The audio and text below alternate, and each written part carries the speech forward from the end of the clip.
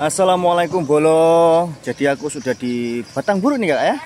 Di Batangburu mau cek lokasi rumah keluarga yang dibantai.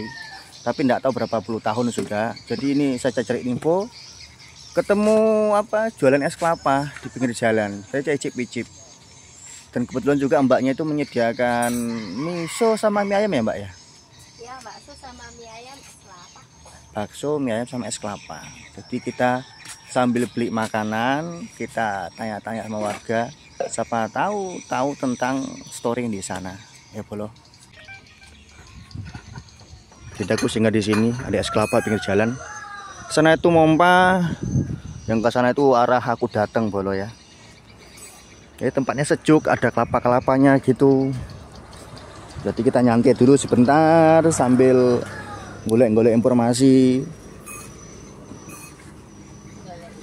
Jadi pesan kita sudah sampai. Ini mie ayamnya. Kebetulan mie buatannya udah habis dan ada es kelapa juga. Jadi dikasih sama Mbak Iyanya ini apa jenenge Indomie, yo. Mari kita icip-icip dulu Bolo. Nanti habis itu kita lanjut cerita lagi.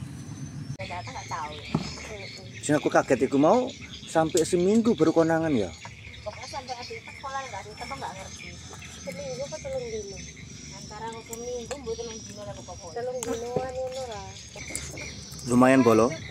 Yang pinggiran jalan. Kamu cici kayak mentah matang ya. Itu matang aja nih mentah. Dibuang loh. Ini kok aja matang aja baru. Saya tak udah juga ini. Mengaku itu juga. Jadi Mbak berapa? Apanya? Itu makanan tadi? Oh 15. 15? Iya. Murah men. Mbak itu Mie ayam berapa? 10. Berarti minumnya 5.000. Jadi guys murah Bolo. Ya. Es kelapa 5.000. Mau minum dibuka dulu. Iya. Dibuka dulu ya kan. Nggak langsung jadi. Ya 15.000 rupiah.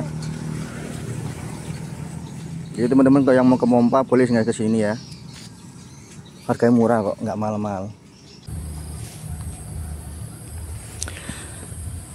Assalamualaikum Bolo. Jadi setelah tadi makan mie ayam sama es kelapa muda di warungnya Mbak itu, kita singgah di salah satu tempat yang mungkin ya hampir seluruh orang Deka 5 tahu ya. Ini lokasinya di Batangburu.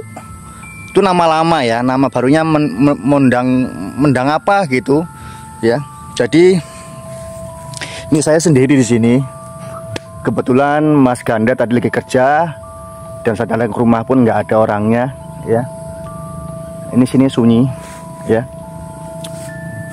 Jadi pas di belakang saya adalah bekas rumah almarhum keluarga Halawah ya. Jadi di sini itu dululah kejadian ada pembantaian, pembunuhan ya sekeluarga itu kurang lebih 4 orang begitu korbannya ya. Jadi ketika saya tuh lewat di sini tadi ya enggak tahu entah mungkin memang hidung saya yang bagaimana atau mungkin memang di sini tuh ada tempat sampah, nggak tahu. Saya masih mencium bau-bau menyengat, bau yang nggak sedap begitu ya. Ini lokasinya pas di pinggir jalan. Sekeliling ini semua sawit sudah. Jadi ini bekas rumah dari almarhum Halawah. Untuk sekedar info bahwasanya almarhum ini dulu orang Nias, tapi alhamdulillah beliau sudah mualaf masuk Islam. Jadi mungkin teman-teman ada yang tahu tentang storynya boleh ceritakan sama saya ya. Jadi tadi setelah saya tanya sama warga di sini yang lama-lama di sini ya tentang tentang story kejadiannya. Jadi menurut keterangan dari Mbak yang jual mie ayam tadi ya, kebetulan dia juga orang sini, tahu tentang kejadian di sini. Jadi intinya begini, kalau ini salah mohon dikoreksi ya. Jadi cerita Mbak itu bahwasannya almarhum tadi ini dibantai oleh orang, dibunuh oleh orang yang menumpang di rumah beliau ya. Kenapa begitu? Kan begini, ceritanya bahwasannya yang numpang di rumahnya almarhum tadi ini orang yang ngobati mamanya.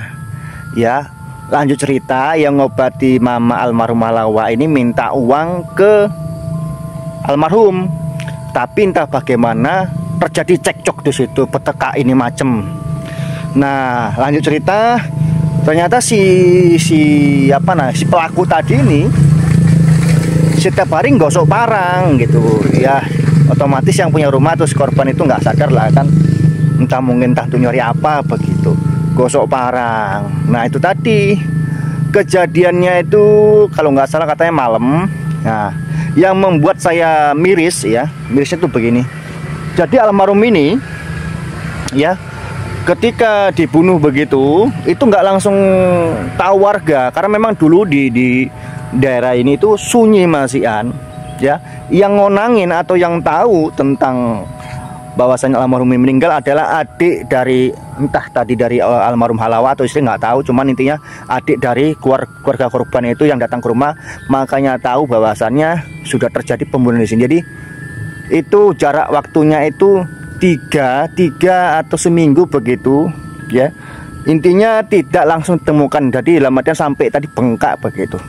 Dan yang membuat saya tuh kasihan tuh anak-anaknya dua, cewek-cewek pun itu kena ikut korban.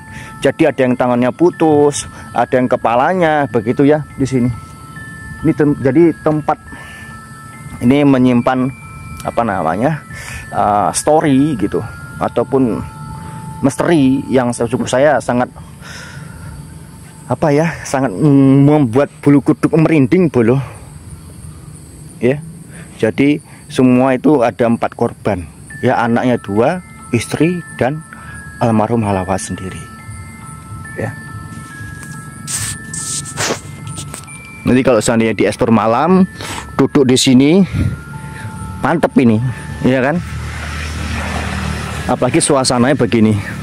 Jadi yang rawan sih sebenarnya di sini saya takutnya sih karena memang sana sunyi sih ya, semoga aja aman-aman aja, nggak ada takutnya, karena memang ada beberapa dari cerita saya dengar di sana bahwasanya ada masih rawan begal di area sunyi-sunyi sana ya.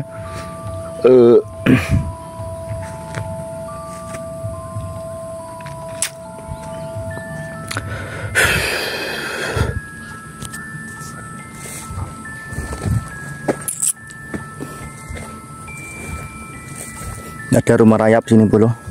Pokoknya nih saya pas di tempat apa namanya lokasi pembunuhan sekeluarga.